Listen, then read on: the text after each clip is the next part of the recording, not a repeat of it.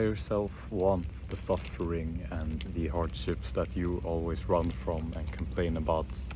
Like, imagine two people. One is a fat dude, like he's living with his mom and 46, and he's never achieved anything in life. He's always been bailed out by his mom with money and everything, and he's just playing games all day, and he's never really experienced any type of hardship or real, like, going against the stream type of things. And then we imagine a guy who's had a hard life, right? He's trained a lot, he's like top 1% in his school, and that's something that's way harder than people think, because, like, you know, the stress of keeping up, and you have to be at your best all the time and everything. And not only that, he just does a lot of hard things. He goes out of his comfort zone, talks to people, tries to improve like that. And who would we rather be, you know? Because we always talk about how much we hate our suffering. Like, we don't want to do that, we don't want to do that, that's too hard, that's too hard, that's too, like, you know. But then again, who are we if we don't do that? Who do we become by not experiencing the hardships? We become that fat guy that's easy to make fun of, but, like, he's just one logical conclusion away from you, you know. He's not that far out. And people need to see that, like, your suffering holds value. Because, like, think of the people you really like, you know.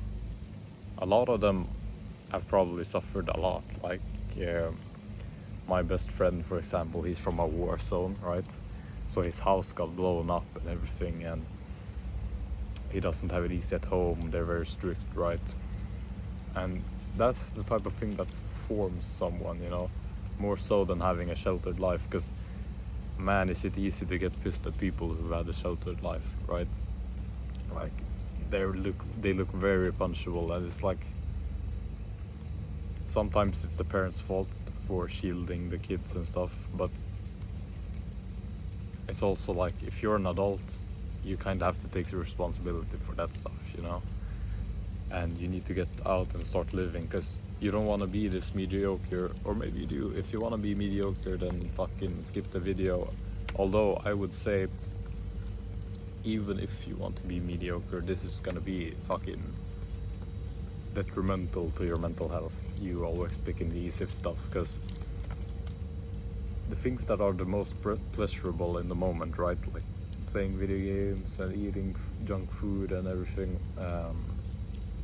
it never leaves like a good taste in the mouth, you know. It's always below baseline after a lot of this stuff. And I don't recommend, like, being a hermit and not doing anything like that,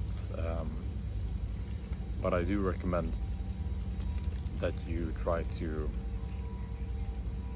at least limit stuff like that, and at least try to experience, like, the other side with the hardships and everything. Because you're never mentally at your best. Like, think about COVID. How many people became depressed during COVID because they were sat indoors, not doing anything, not achieving anything, just playing games? And you always think, oh, just playing games, that's like the greatest thing you could do. But it really isn't for a prolonged period of time. I like games as much as the next guy, right? But if it's too much, it's bad. Just like Paracelsus said, too much of a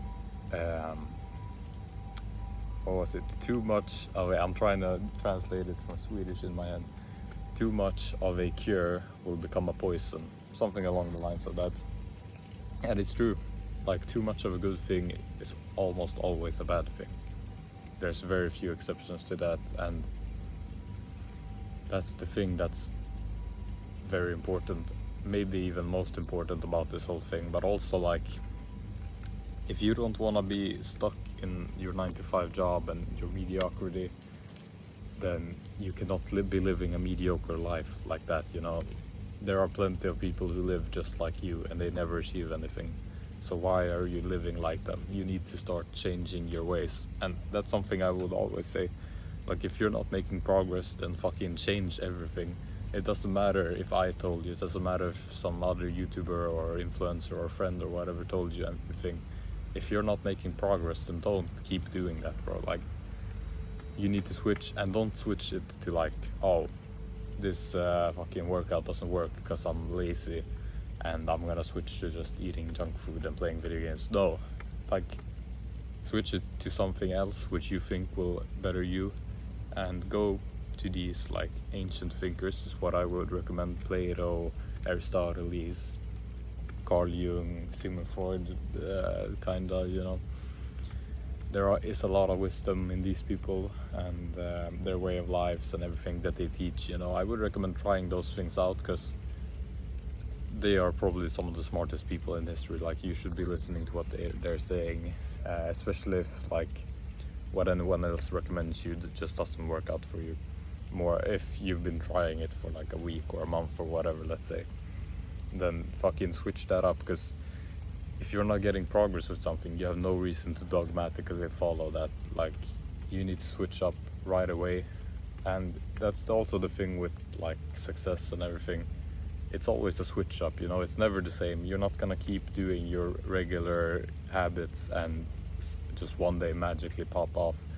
It always has to be something different. You always have to transmute yourself and your desires into something greater, and you need to change the way you live, because if you're living like a loser, how are you gonna win?